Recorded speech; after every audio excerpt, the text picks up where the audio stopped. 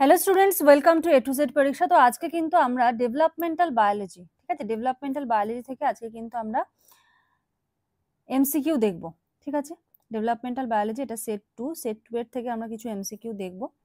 আচ্ছা, তো শুরু করার আগে বলে রাখি, দেখো এ টু জেড পরীক্ষাতে কিন্তু 2022 সাল থেকে কিন্তু পড়ানো হচ্ছে, এমন না যে 2025-এ নতুন নোটিফিকেশন বেরোনোর পরে পড়ানো হচ্ছে। তোমরা প্রিভিয়াস যে প্লেলিস্টের প্রিভিয়াস যে ভিডিওস আছে সেগুলো চেক করলেই বুঝতে পারবে। সেই ভিডিওতে প্রচুর এমসিকিউ আছে, ক্লাসেস আছে, সেগুলো দেখো। যদি পড়ানো ভালো লাগে, আমাদের অনলাইন ব্যাচ চলছে, সেই ব্যাচে কিন্তু তোমরা জয়েন হয়ে যেতে পারো। জয়েন হলে সঙ্গে সঙ্গে ফুল নোটস পেয়ে যাবে, 9-10 হোক আর 11-12 হোক, একদম সঙ্গে সঙ্গে। শুধু 9-10-এরটা বাংলায় পাবে আর 11-12-এরটা ইংলিশে পাবে। ঠিক আছে, এই নাম্বারটায় যোগাযোগ করে তোমরা সমস্ত ডিটেলস জেনে নিতে পারো। আর তার সাথে কি পেয়ে যাবে? তার সাথে পেয়ে যাবে হলো 5000 প্লাস এমসিকিউ, 9-10-এর ক্ষেত্রেও পাবে, আর 5000 প্লাস এমসিকিউ 11-12-এর ক্ষেত্রেও পাবে।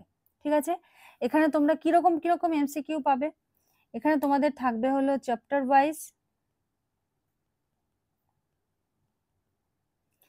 ওয়াইজ এমসিকিউ থাকবে, আর থাকবে হলো মক টেস্ট থাকবে। ঠিক আছে, তো এগুলো সম্বন্ধে ডিটেলস জানতে হলে তোমরা স্ক্রিনে দেওয়া নাম্বারে যোগাযোগ করে সমস্ত ডিটেলসটা জেনে নিতে পারো। প্লেলিস্ট দেখতে পাচ্ছ, আর 60 মার্কসের এমসিকিউ আমরা অলরেডি আপলোড করেছি, যারা দেখোনি তারা কিন্তু অবশ্যই দেখে নিও। ঠিক আছে, আর এই প্লেলিস্টে গেলে সমস্ত কিছু পেয়ে যাবে। চলো শুরু করছি। দেখো প্রথম প্রশ্ন কি বলেছে। প্রথম প্রশ্ন বলেছে, which of the following extra embryonic membranes is responsible for the gas exchange in birds? Which of the following extra embryonic membrane responsible for gas exchange in bird? Amnion, yolk sac, chorion আর হলো অ্যালান্টয়েস। Answer কি হবে? Answer হবে হলো অ্যালান্টয়েস। ঠিক আছে, next পরে question বলেছে, the term what is the term of programmed sell death during development? ডেভেলপমেন্টের সময় প্রোগ্রামড সেল ডেথ, এটা টার্ম কি? ঠিক আছে, এটা তোমাদের প্রত্যেকের পারা উচিত, কারণ এর আগের দিন একটা ক্লাসে আমি এই ব্যাপারটা বুঝিয়ে দিয়েছি তোমাদের। অপশন দেখো কি কি বলেছে, নেক্রোসিস, লাইসিস, ডিফারেন্সিয়েশন, অ্যাপোপ্টোসিস। এটার অ্যান্সারটা আমি বলবো না, কারণ এটা আমি অলরেডি এর আগে এমসিকিউ ক্লাসে বুঝিয়ে দিয়েছি এই ব্যাপারটা কি ঘটনা ঘটে। তো এটার অ্যান্সারটা তোমরা বলবে। Question number 2। কোশ্চেন নাম্বার 3 দেখো কি বলেছে, which layer of mammalian blastocyst gives rise to the embryo proper? Which layer of mammalian blastocyst gives rise to the embryo proper? Answer কি হবে? অ্যান্সার হবে, দেখো আচ্ছা অপশন দেখো, বলেছে trophoblast, hypoblast, epiblast, morula. Answer হবে কি? অ্যান্সার হবে হলো epiblast. Next question number 5, which structure initiates the formation of the notochord in chordate?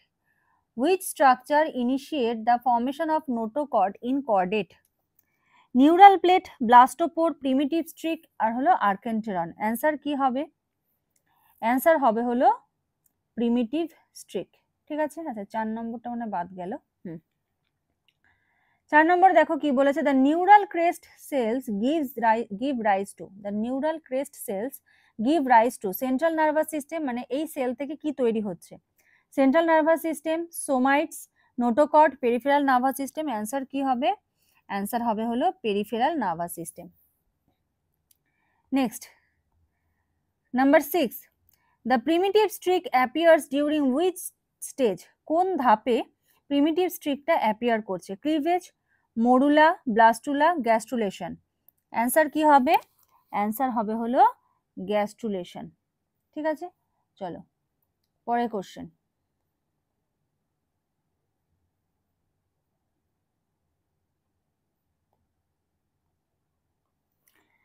The body axis in amphibian is established by.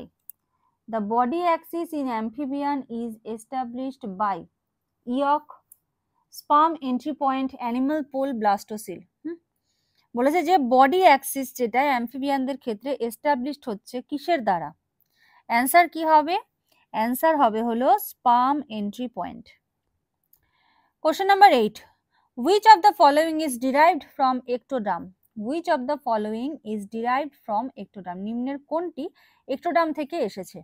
Liver, kidney, skin, বোন, এই কোশ্চেনটাও তোমাদের জন্য HW থাকলো।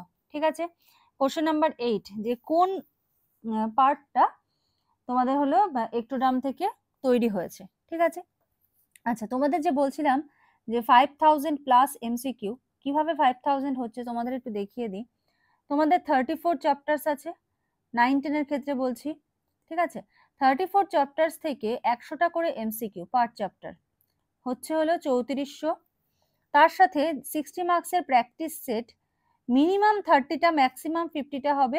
ঠিক আছে, তো 1800, এই দুটো যদি তুমি যোগ করো কত হচ্ছে 5200।